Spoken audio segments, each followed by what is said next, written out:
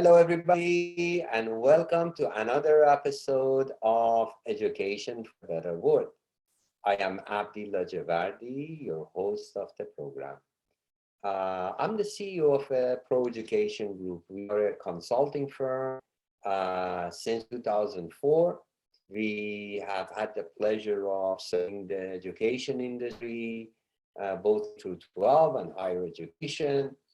And this podcast is a reason for us to be able to bring together some of the top educators from around the world and listening to their insight and their perspective on how we can make a better world through education and training. So today I have a dear guest, Dr. Camilla Breastfield, that has joined me on the podcast today.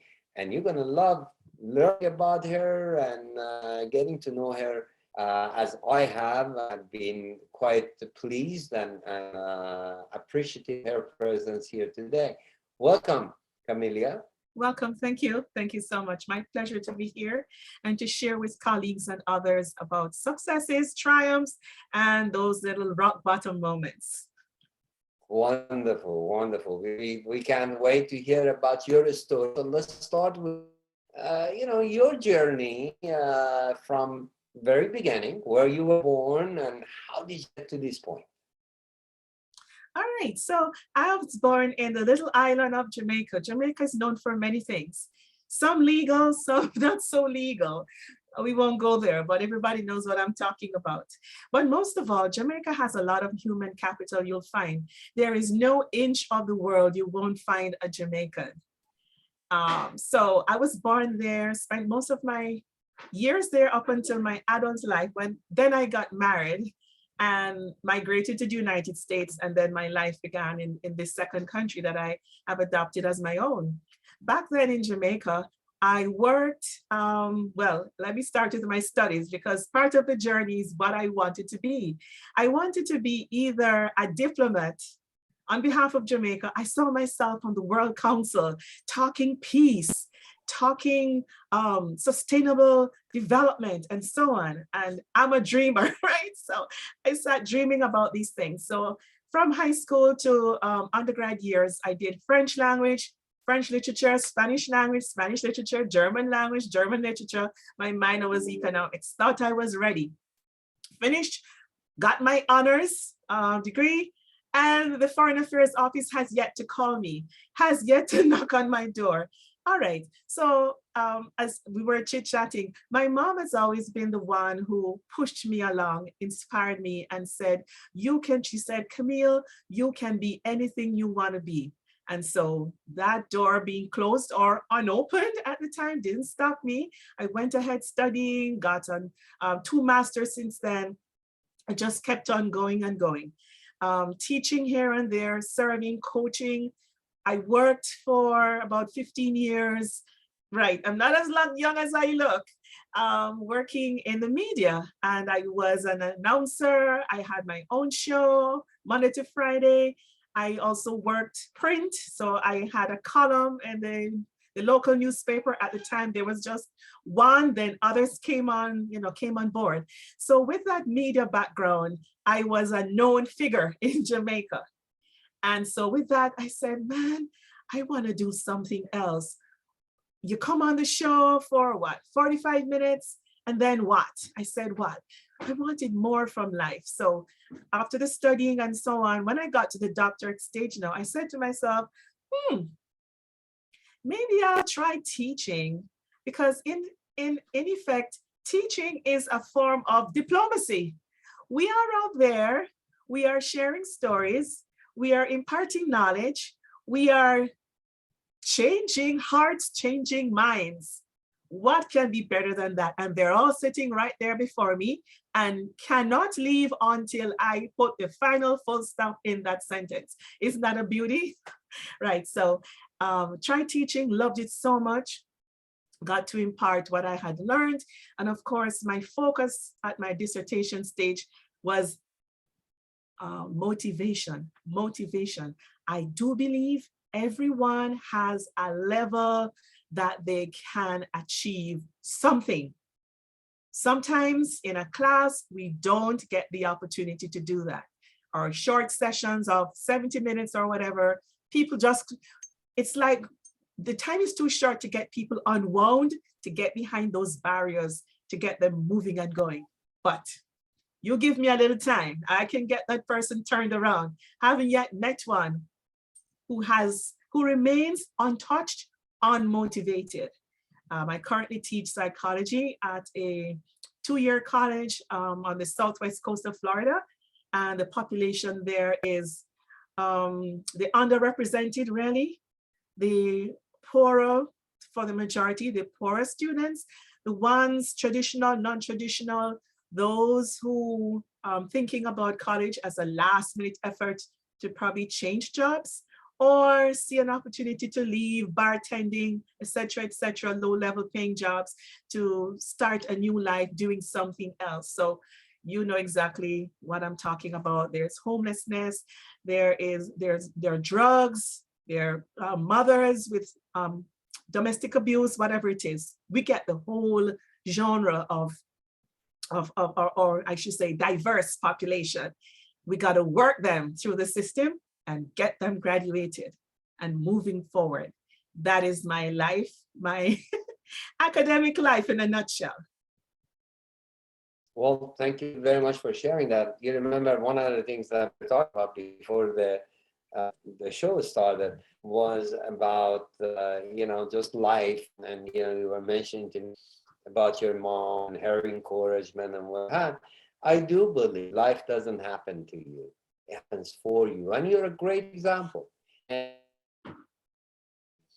actually, one of the things I sometimes ask myself and others, and I wonder, what life would have been if we designed it. It probably wouldn't be as good as it is now, right? That's Because true.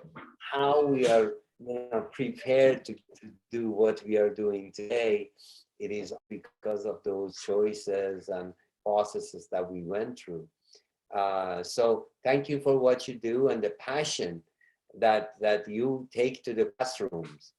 Yes. So my question to you is, how could other educators use some of your techniques to make their classes more encouraging, more fun, and exciting? I mean, give us some insight on how you motivate the kids. What are some of the techniques you use?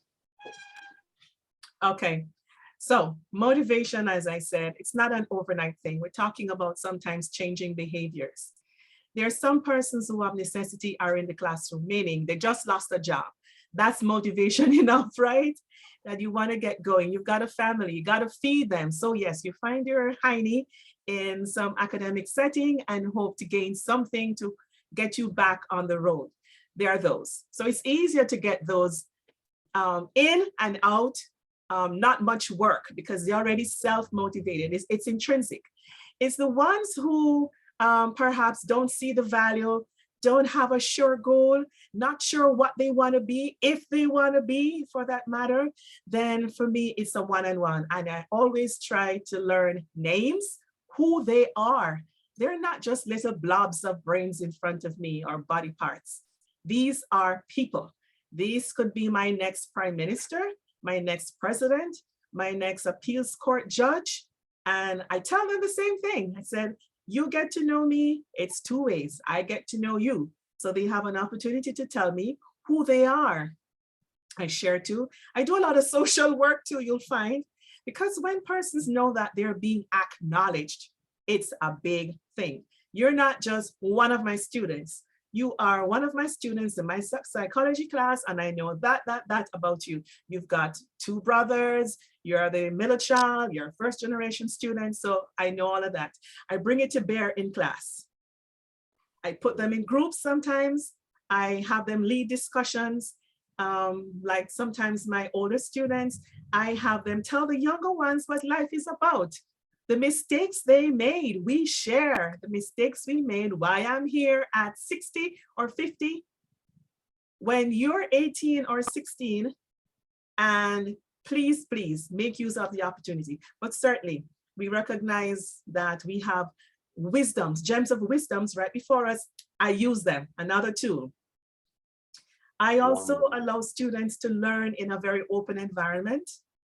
Um, Not all classes are conducive to my methods, by the way, because in math, you need a lot of repetition and so on, but I teach psychology. So it's easier for me to do like role plays, group discussions, essays, formative or summative assessments.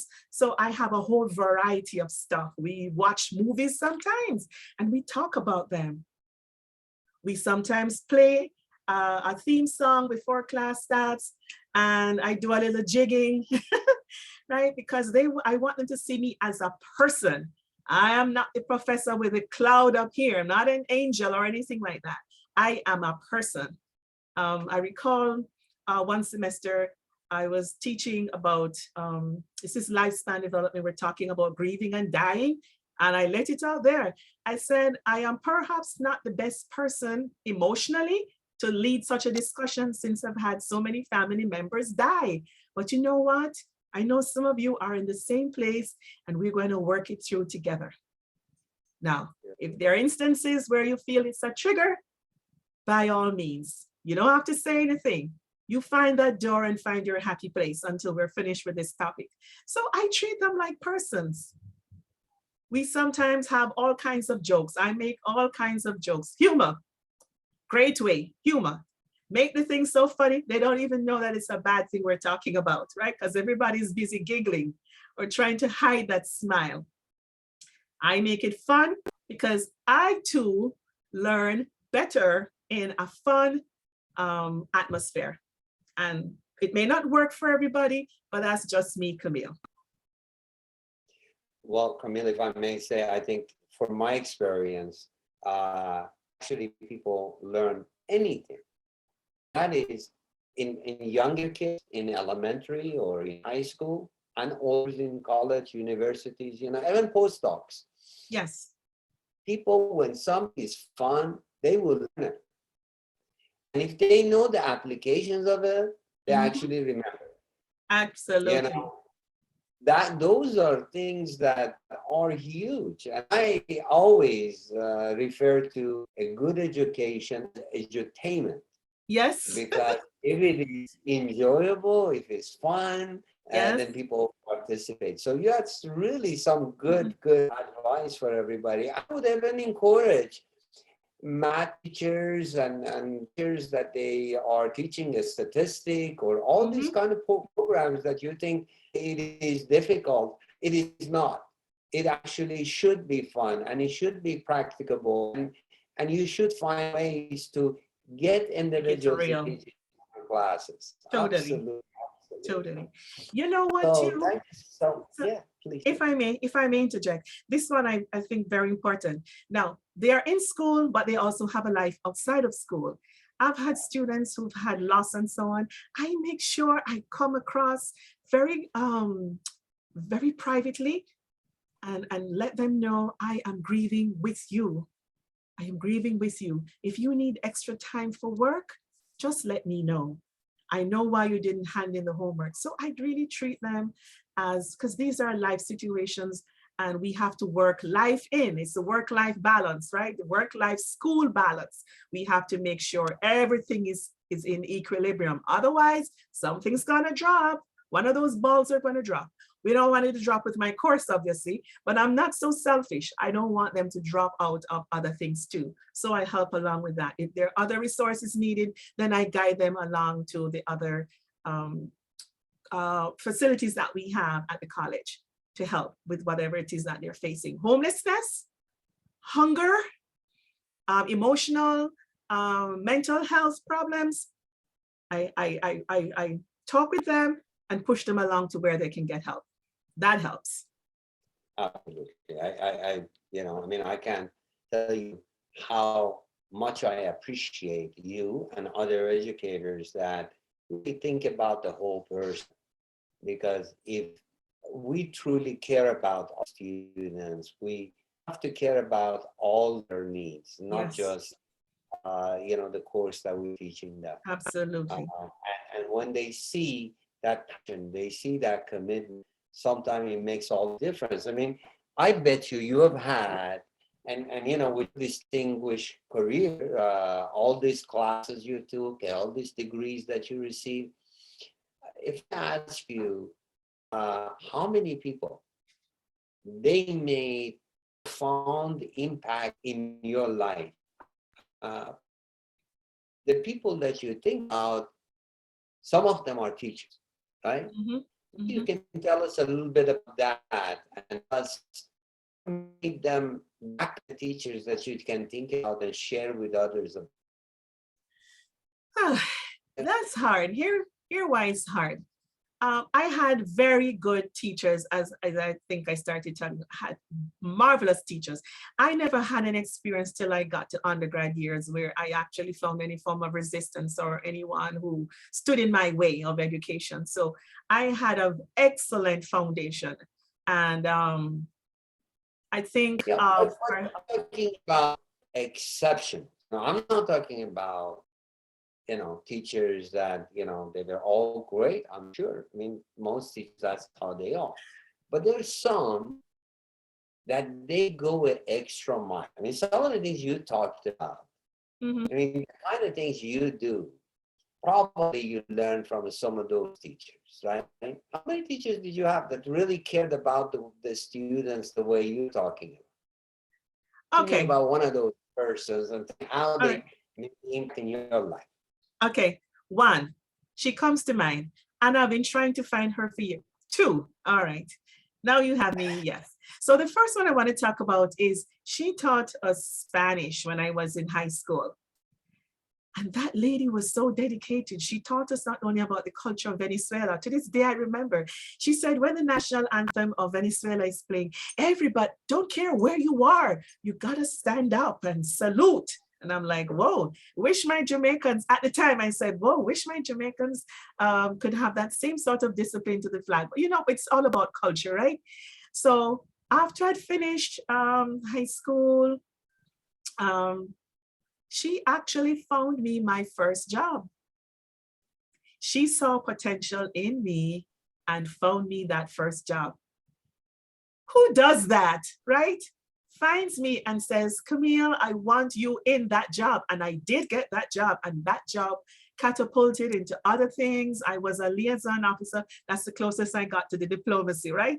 So I was working for some conferences, and it's as a result of a professor opening a door for me because she saw potential in me. Listen, I do the same thing for my students. I watch them. I see who has potential. I talk to them about careers and so on. So yes, she was number one. Number two was, at the time, she was my chemistry teacher, a namesake teacher. She was Camille. She was a Camille. She was Camille Hutchinson, married Belle. And it's just amazing. I followed her career, and she ended up being the registrar of the oldest university in Jamaica, the University of the West Indies, which is my alma mater. And I'm like, okay, so she moved from a chemistry degree, teaching high school, to being the registrar for this auspicious organization. I'm like, oh my goodness, she was such a darling. She made chemistry seem like it was, I don't know, like water. We all learned. And again, because of her personality, always smiling. I'm seeing her right now doing her thing. And I saw her not in person, but I saw her. They had a concert Zoomed, and I saw her and I said, she has not changed. There she was jigging in the concert. Everybody's stiff and everything. And here was my old high school teacher dancing away in her seat. And I'm like, she also planted that seed in me to reach for the stars and beyond the galaxy. That has not left me at all. Beautiful, beautiful. Thank you for sharing that with us. And we should, all of us, think about those role models that Mhm. have made such a huge impact in us. And very good thing, we should reach out to them and let them know how much we appreciate them and what they did. Yes. Uh, at the same time, try to incorporate some of those, what we have learned into our profession, what we do daily with our students, Yes. because we are in business. You couldn't be that far away from being a great leader in a political arena, meeting with other presidents and ministers from around the world. You're making a difference in the life of individuals that in no way they're anything less than those individuals that you were talking about. But thank you Absolutely. for what you do. Thank you Now, for. my next question is about mentorship. Mhm. Somebody like you, where you have gotten, you may have had mentors throughout your life or sometime throughout life. And then, so tell us about mentoring and what you think about it. And on the other side of it, how important it is to mentor other people that are on the way up the pathway in their life, as a students, as colleagues, as other individuals that need guidance and support. So if Mhm. you don't mind, let us talk about mentorship. Okay. I believe mentoring is highly essential. Where I am now, let's start with the present. We have new faculty. The college has arranged, I think they call it new faculty seminar, and every new member of staff, I can only talk about my school. Every new member of staff that comes in, they go through this whole month of activities together. It's not just the history, it's doing stuff, it's spending time together. They put them up at a hotel. We have lunches and so on together. And then there is always a faculty member mentoring this new person. So right now, I'm mentoring one person. You reach out to her and see if she needs help with her syllabus or with techniques of class presentations and so on. With the material, depending if we're doing the same discipline, then you can certainly help by sharing notes and so on, point them in the right direction. So yes, I am all for it. It's the only way to make persons better. Mentoring helps, not only the mentor, but the mentee. The mentor is selected not necessarily for their wisdom, but also for their ability to share and nurture, which is so important. As we know, teamwork is the dream work. When you know you're not an island, we all have the same goals. We go about it differently. We teach different subject material, yes, but at the end of the day, our sole goal is to make a life better for the world, for the world. And so that is the And true value of mentoring. Huh? absolutely. And I think, some other thing is, I think all institutions can think about mentoring, because mentoring is something you should encourage. It doesn't matter if you're in elementary or in the higher education. Yes. And it is important to have for your staff as you have Mhm. for your students, so people can get used to this.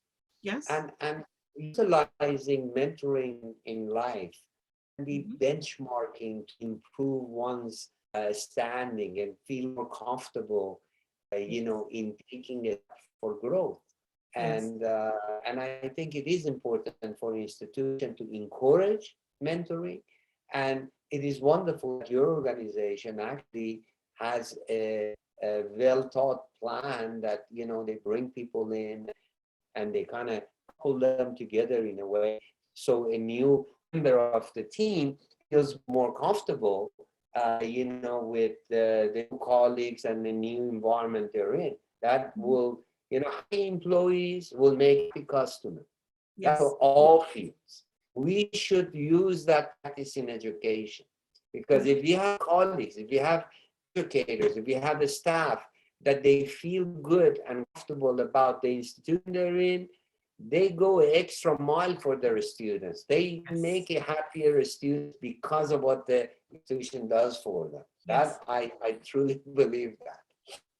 Okay. Well, my next question is about challenges and opportunities that you see today in the education world. So when you look at it, we are now living at a time that there is a lot of technology, a lot of opportunities. We have new industries popping up all the time, uh, but there are challenges as well. So within our industry, where do you see, maybe if you can give us two or three of the opportunities as well as challenges that you see in the education industry, I would appreciate.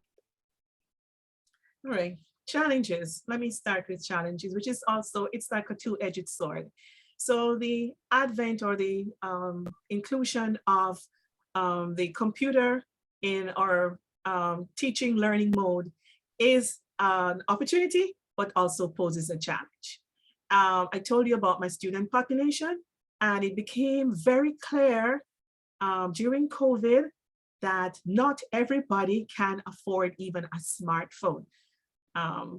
The others we call burner phones. Those don't really give you access to the internet.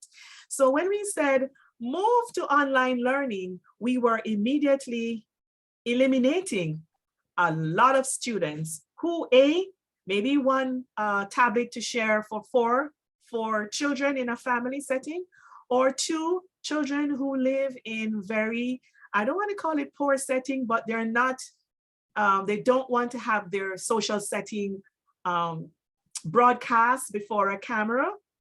There may be 3 or 4 of them sharing a room kind of thing, or the place is so small, their space is so small, their live space is so small and intimate that they have to go outside the house, or no access to internet. And sometimes as educators, we don't think about those things. We say, oh, the work is there in Google Classroom, or the work is there in Canvas. Just reach for it, not knowing that these students are too ashamed. They're not going to put up their hands in class and say, Professor, I don't have internet, because that would be admitting to being lesser than. So a challenge. What can we do? We can make sure we know that we have, well, first of all, know who has the sources and the tools to enter into this digital world. Otherwise, we have a very large digital gap that we need to bridge. At my college, again, they have Zoom rooms, they lend out during class. They now have carts of tablets that students can borrow during class to do classwork. And they also have access to machines that they can borrow to take home, bring them back, depending on the setting, of course. And they also have access to hotspots across various campuses. So that has helped a whole lot with being able to access. In terms of educators, some of us realize that your material can't just be transformed from face-to-face to online. So the challenge has been for some of us, not more so me, because fortunately I was blessed. I was a journalist, so I'm very au fait. And then family members, including hubby, owned a computer business. So I have the tools here, been learning, that's the thing, keeping ahead of what's out there. So in my classes, generally, I use Kahoot, I use Peer Deck. These are just some tools. I use Padlet, I use quizzes, and so on to keep it fresh. And we have the same interaction with the students. So we also use Plickers. Plickers is just, we tell the students, listen, I found this new software, let's try it out together. And they found it so great. There were glitches, of course, but you know what? We learned for the next occasion. So they now learn, hey, professor is wise, but that little game didn't work out so right for all of us, right? So we giggle and we move on. So yes, so on both sides, students and professor side, teacher side, we have the challenges, we have the opportunities. Well, it is truly a pleasure to have you on the show on this podcast to learn about you and insight about how we can keep our classes more enjoyable, more Engaged. edutainment and practicable. So That is something I really appreciate you and what you have shared with everybody. Is there any last word you would like to share with our audience Oh, yes. that can kind of keep us motivated about what we're doing and how to enjoy life? All right. So life is teaching is life, life is teaching. You may not succeed, you may not have the perfect class, but you know what? Keep working on it. You will get better. Um, I found when I came back from COVID where I had online, the names were there. So all I had to do was look at the screen and call in students. When I went back to face, it's like my brain said, what's this? Learning names? Come on, Camille. So it was a struggle at first, but you know what? I did it and I felt so good about myself. I did 5, my teaching load was 5, and I kid you not, I learned all the names. Mark, we're a small class, but it doesn't matter. I got them down and I felt so proud of myself to know who was who. So it may not happen in week 1, it may not even happen in week 4, but if you keep working at it, whatever that it is, we require the same thing of our students. So why be harder on ourselves, right? So sometimes we just have to, like one class, there were so many bad things happening in that class. We couldn't get in the classroom. There was no light, obstacle, obstacle, obstacle. I said to them, we're getting a message we are not to have a class. And they giggled. We did have a class, but at least I turned that opportunity into time where we talked about some other stuff that came to the fore. So I'm just saying, sometimes you gotta just relax and flex and go a totally different route. It's okay. You can get back on that trail the first opportunity you get after you've dropped off the rails. All right, so that's it, life. Thank you so much, Dr. Camilla. We appreciate you. Thank you for being our guest and Thank you. wish you a wonderful day. Yes, thank you. Thoroughly enjoyed this. Thank you for the opportunity.